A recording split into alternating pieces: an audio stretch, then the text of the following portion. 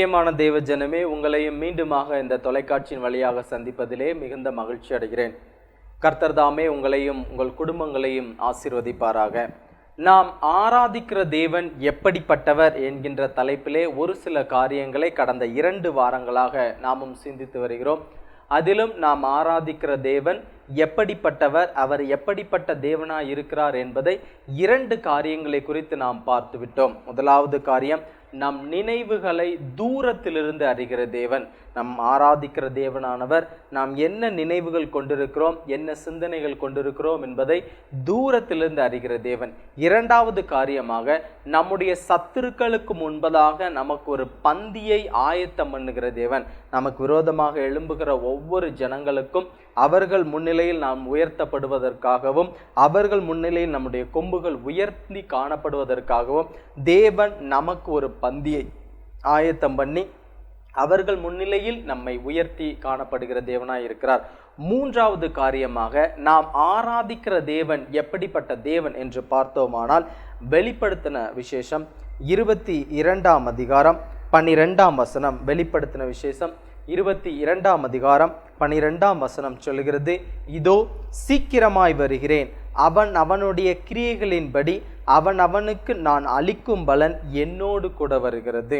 இதோ நான் சீக்கிரமாய் வருகிறேன், அவன் அவனுடைய கிரியைகளின்படி அவனுக்கு நான் அளிக்கும் பலன் என்னோடு கூட வருகிறது. நாம் ஆராதிக்கிற தேவன் எப்படிப்பட்டவர் என்றால், நம் செய்கைகளுக்கு தக்கதாக, நாம் செய்யக்கூடிய செயல்களுக்கு தக்கதாக பலன் அளிக்கக்கூடிய தேவன். நாம் என்ன செயல்களை செய்கிறோம், என்ன காரியங்களை செய்கிறோம் என்பதை குறித்து அதற்கு தக்க பலனை கொடுக்கக்கூடிய தேவன்.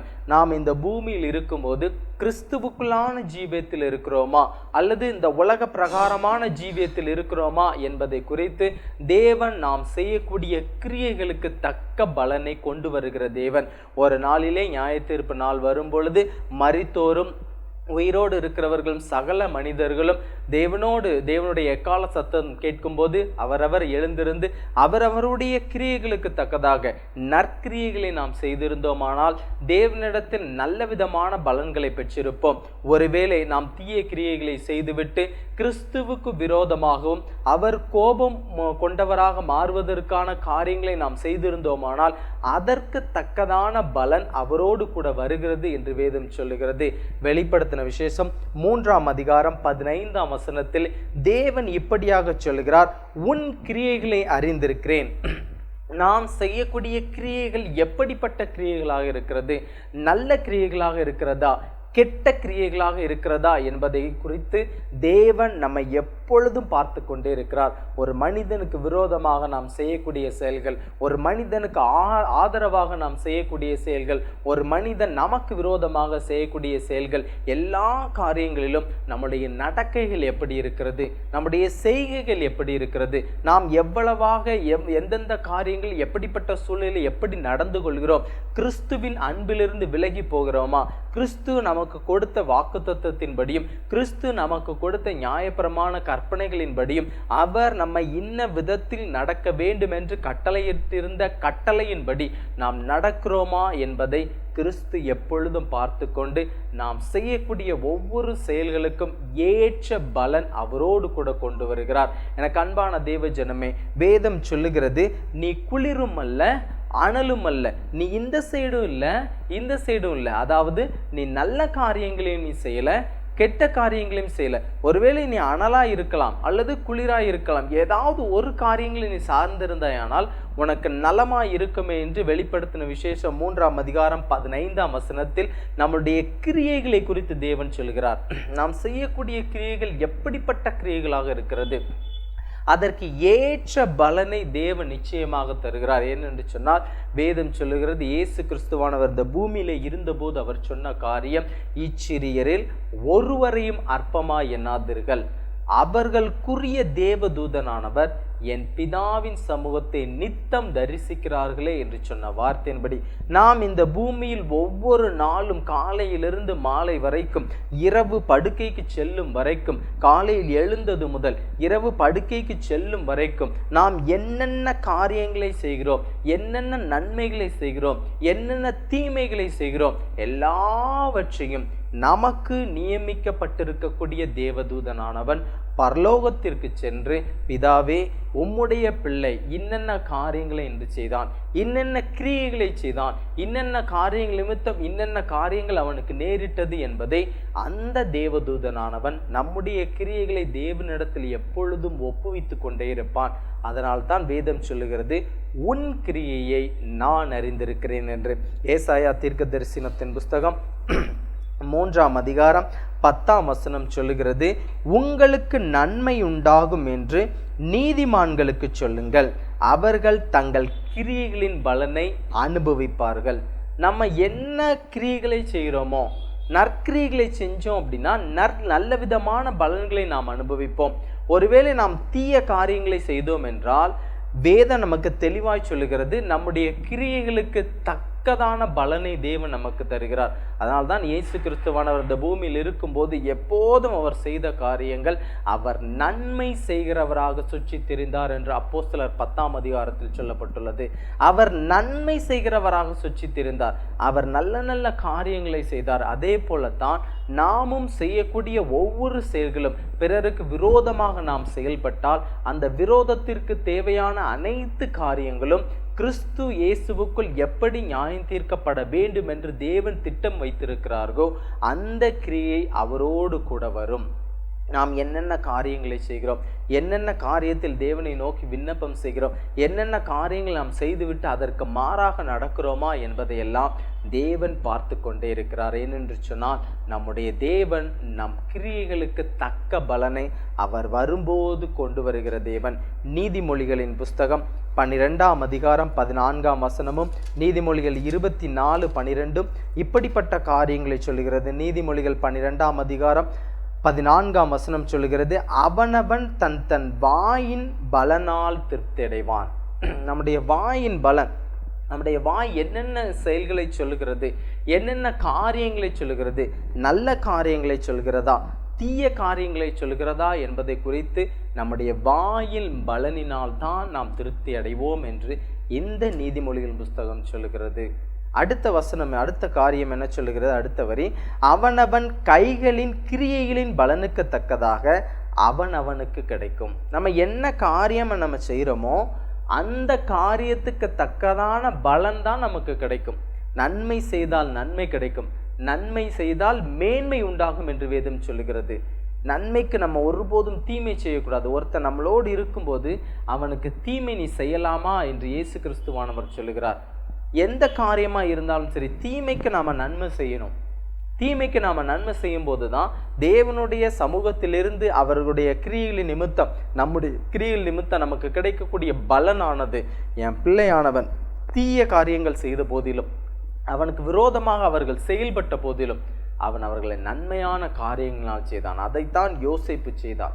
அவனுடைய சகோதரர்கள் அவனுக்கு விரோதமாக செயல்பட்ட போதும், அவனுக்கு விரோதமாக இவர்கள் பலவிதமான கிரியைகளை செய்த போதும், ஆனாலும் இவன் அவர்களுக்கு விரோதமாக ஒரு தீங்கும் செய்யாமல், அவர்கள் தீமை செய்த போதிலும் இவர்களுக்கு நன்மையான கிரியைகளை தான் செய்தான். அதற்காகத்தான் அப்படிப்பட்ட உயர்ந்த பதவியிலும் உயர்ந்த அடைக்கலத்திலும் உயர்ந்த மேன்மையிலும் தேவன் அவனை கொண்டு போய் வைத்தார். இப்பொழுதும் நாமும் நல்ல நல்ல கிரியைகளை நாம் செய்யும் போது, நல்ல நல்ல கிரியைகளை நாம் தேவனை நோக்கி கர்த்தரை முன்னிறுத்தி நாம் செய்யும் போது அந்த கிரியைகளுக்கு ஏற்ற பலன் நமக்கு நிச்சயமாக கிடைக்கும். நீதிமொழியின் புஸ்தகம் 24ஆம் அதிகாரம் 12ஆம் வசனம் சொல்லுகிறது. நீதிமொழியின் புஸ்தகம் 24ஆம் அதிகாரம் 12ஆம் வசனம் சொல்லுகிறது, உன் ஆத்துமாவை காக்கிறவர் கவனியாரோ, அவர் மனுஷருக்கு அவனவன் கிரியைக்கு தக்கதாக பலனளியாரோ. அவர் செய்யாம இருக்க மாட்டார். அவர் நிச்சயமா நம்ம செய்யக்கூடிய எல்லா செயல்களையும் பார்த்து கொண்டு இருக்கிறார். கவனியாரோ, அவர் பார்க்காமல் இருக்கிறாரோ என்று நீ நினைக்கிறாயா? நிச்சயமாக தேவன் நம்முடைய கிரியைகளை பார்த்து கொண்டிருக்கிறார். நாம் செய்யக்கூடிய சகல காரியங்களையும் தேவன் பார்த்து கொண்டிருக்கிறார். பூமியிலே உங்களுக்கு நன்மை உண்டாகும்படி, பூமியிலே நமக்கு செழிப்பு உண்டாகும்படி நற்கிரியைகளை நாம் செய்ய வேண்டும். இயேசு கிறிஸ்துவானவர் அந்த பூமியில இருக்கும்போது அவர் சொன்ன காரியம், பரலோகத்தின் பிதாவை நீங்கள் மகிமைப்படுத்தும்படி இந்த ஜனங்கள், உங்களை சுற்றி இருக்கக்கூடிய இந்த ஜனங்கள் பரலோகத்தின் தேவனை, என்னுடைய பிதாவை, உங்களுடைய பரம தகப்பனாகிய பிதாவை இவர்கள் மகிமைப்படுத்தும்படி உங்களுடைய நற்கிரியைகள், நல்ல வெளிச்சங்கள், நல்ல சாரமாய் இருக்கக்கூடிய உப்பு இந்த உலகத்தில் பரவி காணப்பட வேண்டும் என்று இயேசு கிறிஸ்துவானவர் சொல்லுகிறார். ஒவ்வொரு மனிதனையும் நாம் எதன் மூலம் அறிந்து கொள்ள முடியும் என்றால் அவன் செய்யக்கூடிய செயல்கள் மூலமாகத்தான். ஒருத்தங்க சொல்லுவாங்க, நான் எவ்வளவோ அவருக்கு தீமை செஞ்சேன், ஆனாலும் அவரை எதுவுமே மனசில் வைக்காம எனக்கு இந்த காரியத்தில் நன்மை செஞ்சார் என்று. அதுதான் கிறிஸ்துவுக்குள்ளான ஜீவியம். நாம் செய்யக்கூடிய எல்லா காரியங்களுக்கும் நிச்சயமாக பலன் இருக்கும். நாம் நன்மை செய்தால் நிச்சயமாக நமக்கு மேன்மை இருக்கும். நன்மை செய்யும் போது நமக்கு மேன்மை உண்டு என்று வேதம் சொல்லுகிறது. இந்த காரியங்கள் எல்லாம் பாருங்க, நீதிமொழிகள் 24:12, நீதிமொழிகள் 12:14, ஏசாயா 3:10 சொல்லுகிறது, கிரியைகளுக்கு தக்க பலனை தேவன் கொடுக்கிறார். வெளிப்படுத்தின விசேஷம் 3:15 சொல்லுகிறது, அவர் உன் கிரியைகளை அறிந்திருக்கிறார். நம் தேவனாகிய கர்த்தர் நாம் செய்யக்கூடிய சகல கிரியைகளையும் அறிந்திருக்கிற தேவன். அப்படிப்பட்ட தேவனை நோக்கி நாம் பார்க்கும்போது, இன்றிலிருந்து தேவனே என்னுடைய கிரியைகளுக்கு தக்க பலனை அளிக்கிற தேவனாய் இருக்கிறீர். நான் செய்யக்கூடிய சகல விதமான கிரியைகள், எல்லா கிரியைகளுக்கும் நீர் பதில் அளிக்கிற தேவனாய் இருக்கிறீர். அதற்கான பலனை உம்மோடு கொண்டு வருகிற தேவனாய் இருக்கிறீர். இன்றிலிருந்து என்னுடைய தீய கிரியைகளை எல்லாவற்றையும் நான் விட்டுவிட்டு கிறிஸ்துவுக்குள் நன்மையான கிரியைகளை மாத்திரம் நான் செய்வேன் என்று தேவனிடத்தில் நாம் விண்ணப்பம் செய்யும் போது கர்த்தர் அந்த கிரியைகளுக்கு தக்கதான பலனை நமக்கு நிச்சயம் தருவார். என்று சொன்னால் வேதம் சொல்லுகிறது, நம்முடைய கிரியைகளுக்கு தக்க பலன் அவரோடு கூட வருகிறது. எப்பொழுது நியாய தீர்ப்பு நாளிலே 2ஆம் வருகையிலே எக்கால சத்தம் ஊதும் போது கிறிஸ்துவுக்குள் மரித்தவர்களும் உயிரோடு இருக்கிறவர்களும் ஒன்றாக எழுப்பப்படும் போது அவர்களுடைய கிரியைகளுக்கு தக்கதான பலன், எப்பா நீ இவ்வளவு நாள் இந்த காரியத்தில் நீ நன்மை செஞ்ச, இவ்வளவு நாள் இந்த காரியத்தில் நீ இவ்வளவு தீமை செஞ்ச, உனக்கு உன்னுடைய கிரியைகளுக்கு ஏற்ற பலன் இந்த வச்சுக்கோ, உன்னுடைய தீமையான கிரியைகளுக்கு ஏற்ற பலனை நீ இந்த வச்சுக்கோ அப்படின்னு இயேசு கிறிஸ்துவானவர் வரும்போது அவரோடு கூட நம்முடைய கிரியைகளுக்கு தக்கதான பலனும் வருகிறது. நாம் இனிமேல் செய்யக்கூடிய காரியம் என்ன செய்யணும்? யார் நமக்கு என்ன தீமை செஞ்சாலும் சரி, யார் நமக்கு என்ன விரோதமாக என்ன செயல்பட்டாலும் சரி, நான் நற்கிரியைகளை மாத்திரம்தான் செய்வேன். ஏனென்று சொன்னால் இயேசு கிறிஸ்துவானவர் இந்த பூமியிலே நம்மை நன்மை செய்வதற்காகத்தான் வைத்திருக்கிறார். சகல சிருஷ்டிக்கும், இந்த உலகத்தில் இருக்கக்கூடிய ஒவ்வொரு சிறு புழு பூச்சி உயிரினங்கள் மனுஷர்கள் எல்லாருக்கும் கிறிஸ்து இயேசுவின் அன்பின் நிமித்தமாக நாம் நல்ல காரியங்களை மாத்திரம்தான் செய்ய வேண்டும் என்று வேதம் சொல்லுகிறது. வேதம் சொல்லுகிறது, இயேசு கிறிஸ்துவான ஒரு பூமியில் இருந்தபோது அவர் செய்த அடையாளங்களையும் அற்புதங்களையும் பார்த்து ஜனங்கள் எல்லாரும் அவருக்கு நற்சாட்சி கொடுத்து அவருடைய வாயிலிருந்து புறப்பட்ட கிருபையுள்ள வார்த்தைகளை குறித்து ஆச்சரியப்பட்டார்கள் என்று. அப்படிப்பட்ட நற்சாட்சி கொடுத்த ஜனங்களுக்கு ஏற்ற பலன் அவரோடு கூட வரும். அவரை குறித்து தீய சாட்சி கொடுத்து சிலுவை மரத்தில் ஏற்றின அந்த ஜனங்களுக்கும் ஏற்ற பலன் அவரோடு கூட வரும். இன்றைக்கு நாமும் சிந்தித்து பார்க்க வேண்டும், நாம் நற்சாட்சி கொடுக்கிற இடத்துல இருக்கிறோமா அல்லது தீய சாட்சி கொடுக்கிற இடத்துல இருக்கிறோமா? நாம் நன்மையான கிரியைகளை செய்கிறோமா, தீய கிரியைகளை செய்கிறோமா? எப்படிப்பட்ட கிரியைகளை நம்முடைய வாழ்க்கையில் நாம் செய்து கொண்டிருக்கிறோம்? அந்த கிரியைகளுக்கு தக்கதான பலன் என் தேவனாகிய கர்த்தரோடு வருகிறது. நான் இன்றிலிருந்து என்னுடைய பாவங்கள் சாபங்கள் எல்லாவற்றையும் விட்டுவிட்டு, என்னுடைய தீய கிரியைகள் எல்லாவற்றையும் நான் விட்டுவிட்டு என் தேவனாகிய கர்த்தருக்கு முன்பதாக நற்கிரியைகளை மாத்திரம் நான் செய்வேன் என்று தேவனிடத்தில் விண்ணப்பம் செய்யும்போது, ஜெபம் செய்யும்போது அவர் நன்மையான பலனை அவரோடு கூட நமக்காக கொண்டு வருகிற தேவன். நல்லா பாருங்க, ஒரு இடத்துக்கு இயேசு கிறிஸ்துவானவர் போயிருக்காரு. போயிட்டு நமக்கு கிஃப்ட் வாங்கிட்டு வரணும், நல்ல பரிசு பொருட்கள் வாங்கிட்டு வரணும். ஏனென்று சொன்னால் இயேசு கிறிஸ்துவானவர் சொல்லுகிறார், நான் போய் உங்களுக்கு ஒரு ஸ்தலத்தை ஆயத்தம் பண்ணுகிறேன். நான் போய் என்ன செய்கிறேன், உங்களுக்கு ஒரு பிளேஸ் ரெடி பண்ணுறேன், ஒரு இடத்த ரெடி பண்ணுறேன். அங்கே நீங்கள் என்னோடு கூட சந்தோஷமாக இருக்கணும் அப்படின்னா இயேசு கிறிஸ்து சொன்ன காரியங்கள் நிமித்தமாக அவரோடு கூட வரக்கூடிய பலனை நாம் அனுபவிக்க வேண்டும் என்றால் நற்கிரியைகளை செய்ய வேண்டும். ஏனென்றால் நாம் ஆராதிக்கிற தேவன் நாம் கிரியைகளுக்கு தக்க பலனை அளிக்கிற தேவன். 3 காரியங்களை நாம் பார்த்திருக்கிறோம். நாம் ஆராதிக்கிற தேவன் எப்படிப்பட்ட தேவன் என்று. முதலாவது, நம்மளுடைய நினைவுகளை தூரத்திலிருந்து அறிகிற தேவன். சகையுடைய நினைவு எப்படிப்பட்ட நினைவா இருந்தது?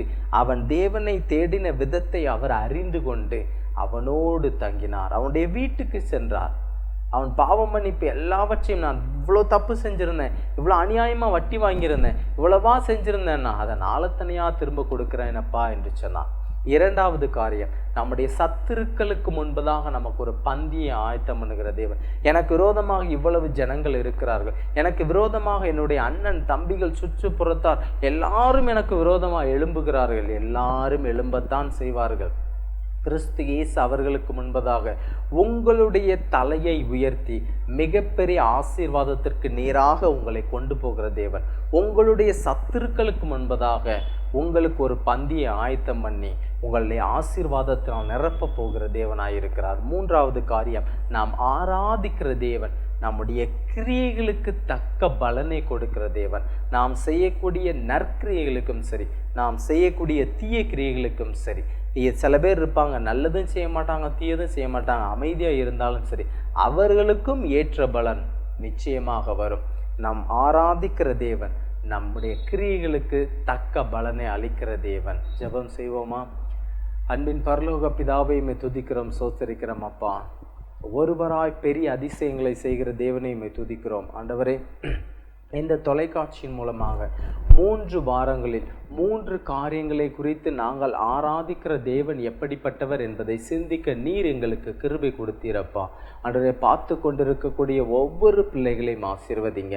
அவர்கள் கிரியைகளுக்கு தக்க பலனை அவர்களுக்கு கொடுத்து அவர்கள் செய்த சகலவிதமான நற்கிரிகள் எல்லாவற்றிற்கும் ஒரு நல்ல பலனை நீர் கொடுக்க போகிற தயவுக்கு நன்றி செலுத்துகிறோம் அப்பா.